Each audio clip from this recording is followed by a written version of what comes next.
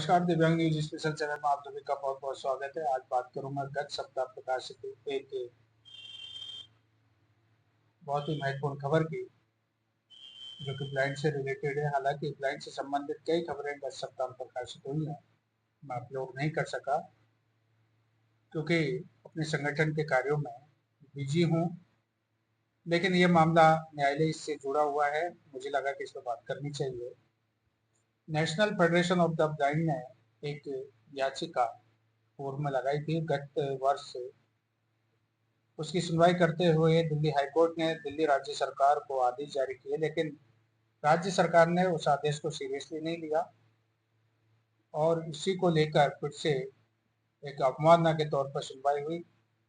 सुनवाई के बाद दिल्ली हाईकोर्ट ने राज्य सरकार को नोटिस जारी करके जवाब मांगा। मामला बैकलॉग से जुड़ा हुआ है। 2017 में national federation of the blind की तरफ से याचिका दिल्ली हाईकोर्ट में दायर की गई थी और ये याचिका सुप्रीम कोर्ट के एक आदेश के बाद दायर की गई थी, जिसका पालन राज्य सरकारों ने नहीं किया था। यानी बैकलॉग वाला मामला पुराना है, सुप्रीम कोर्ट की तरफ से भी आदेश जारी किया गया था और बैकलॉग वाला जो मामला है सुप्रीम कोर्ट की तरफ से क्लियर किया गया। राज्य सरकारों को बैकलॉग भरना चाहिए था, लेकिन चाहे दिल्ली सरकार हो या अन्य राज्यों की सरकार, उन्होंने इसको गंभीरता से नहीं लिया और यही कारण है कि नेशनल फेडरेशन 2017 में मामले को लेकर कोर्ट गए। इस मामले की सुनवाई 6 मार्च 2023 को दिल्ली हाईकोर्ट में हुई और सुनवाई के बाद दिल्ली हाईकोर्ट की तरफ से राज्य सरकार यानी दिल्ली सरकार को आदेश जारी किए गए। उस आदेश में कहा गया कि राज्य सरकार विशेष अभियान चलाकर बैकलॉग को भरे, यानी विशेष अभियान प्रक्रिया के तहत बैकलॉग को भरा जाए। साथ ही ये भी कहा कि प्रक्रिया को समयबद्ध तरीके से ठीक से पूरा नहीं किया जाता है तो ये अवमानना मानी जाएगी कोर्ट की, यानी कोर्ट ऑफ कंटेम्प्ट का मामला माना जाएगा और कार्यवाही भी की जा सकती।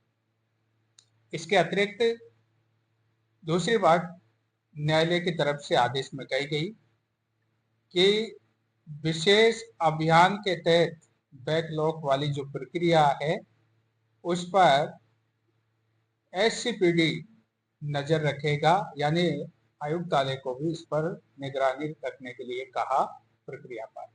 इसके अतिरिक्त राज्य आयुक्त को भी कहा गया कि राज्य आयुक्त स्वतंत्र रूप से 30 विभागों का जो रोस्टर है, उसकी जो प्रक्रिया है, उसको स्वतंत्र रूप से देखेंगे। यानी रोस्टर वाला जो मामला वो तो जीरो था, इसीलिए ये मामला फिर से उठा, इस पर सुनवाई हुई और नोटिस जारी करने पड़े कोर्ट को। National federation of the blind की तरफ से वरिष्ठ अधिवक्ता एस.के. रुंगटा साहब पेश हुए, उन्होंने पक्ष रखा। वहीं मामले की सुनवाई कार्यवाहक न्यायाधीश मनमोहन साहब और न्यायमूर्ति मनदीप पी.एस. अरोड़ा की पीठ ने की। सुनवाई के बाद में कोर्ट की तरफ से दिल्ली सरकार को नोटिस जारी किए गए और नोटिस में कहा गया कि दिल्ली सरकार राज्य आयुक्त की नियुक्ति के लिए उचित कदम उठाए। राज्य आयुक्त की नियुक्ति के लिए सुनवाई से अगली सुनवाई तक उचित कदम उठाए, यानी 15 जुलाई को अगली सुनवाई है, उससे पहले दिल्ली सरकार को इस पर डिसीजन लेना होगा। वहीं national federation of the blind की तरफ से पेश हुए वरिष्ठ अधिवक्ता एस.के. रुंगटा साहब की तरफ से कहा गया कि राज्य आयुक्त की अनुपस्थिति के चलते इस प्रक्रिया में जो बैकलॉग वाला विशेष अभियान के तहत इसको पूरा करना था, उस प्रक्रिया में देरी हो रही है। किस लिए? राज्य आयुक्त की अनुपस्थिति यानी पद खाली होने की वजह से उन्होंने कहा कि ऐसे में राज्य आयुक्त की जगह इस मामले को मुख्य आयुक्त के पास भेजा जाना चाहिए ताकि इस प्रक्रिया को पूरा किया जा सके। ये एस के रुंगटा साहब की तरफ से कहा गया था। अब ये मामला 15 जुलाई तक पहुंच गया है, 15 जुलाई के लिए सूचीबद्ध किया है और जुलाई में दृष्टि बाधित अन्य दिव्यांगों से जुड़े कई मामले हैं जिनकी सुनवाई होनी है। मैं आगे उन पर बात करता रहूंगा, लेकिन जो कोर्ट ऑफ कंटेम्प्ट वाले मामले हैं इनको लेकर तो समझ में नहीं आता कि स्थिति क्या हो गई है। मेरे राजस्थान में भी एजुकेशन डिपार्टमेंट की बात करूं अकेले की, तो अंतरिम आदेश और कोर्ट ऑफ कंटेम्प्ट के जो मामले हैं वो 3,500 से भी ज्यादा पेंडिंग हैं और कोर्ट इतना निष्क्रिय हो चुके हैं कि अवमानना वाले मामलों पर भी बहुत जल्दी से कोई डिसीजन नहीं ले पा रहे हैं। यानी इतनी संख्या में अवमानना हो रही है और उसके बाद भी जो मामले उसकी प्रक्रिया है उसमें कई महीने लग रहे हैं, साल साल भर लग जाता है। सरकारें भी सीरियस नहीं है और मुझे लगता है कि न्यायालय भी सीरियस नहीं है। दोनों ही आराम फरमा रहे हैं और लोग जो है इसको तारीखों को लेकर, इसकी प्रक्रियाओं को लेकर परेशान है। लंबे समय तक मामले चलते हैं, जब जाके कोई डिसीजन आता है और डिसीजन आने के बाद भी फिर मामला कोर्ट में चला जाता है। सरकारें उसका पालन नहीं करती हैं आदेशों का और उसके बाद में मजबूरन याचिकाकर्ता को कोर्ट की शरण लेनी पड़ती है। फिर कोर्ट में ये मामला चलता है, उस पर फिर कई सुनवाई होती है, उसके बाद में फिर नोटिस जारी करना पड़ता है, फिर सरकार अपनी लीपापोती करती है। तो न्यायालयों की स्थिति तो आज की तारीख में बहुत बेकार हो चुकी है।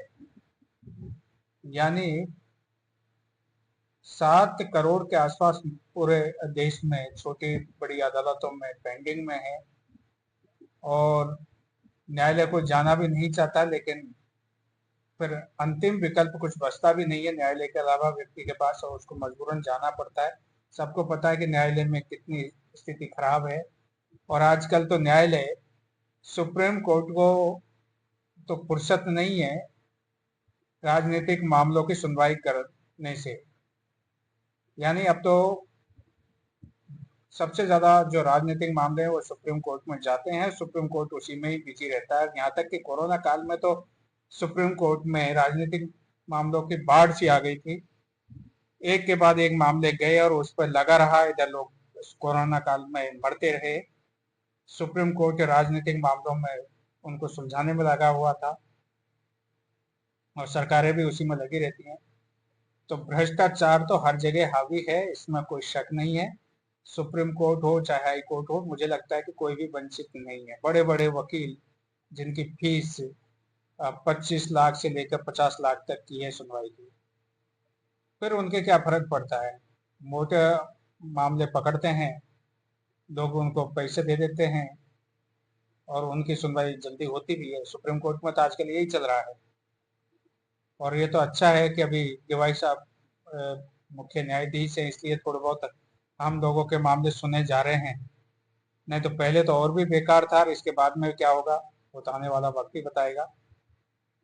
नहीं तो आम व्यक्ति के लिए बहुत मुश्किल है न्याय मिलना।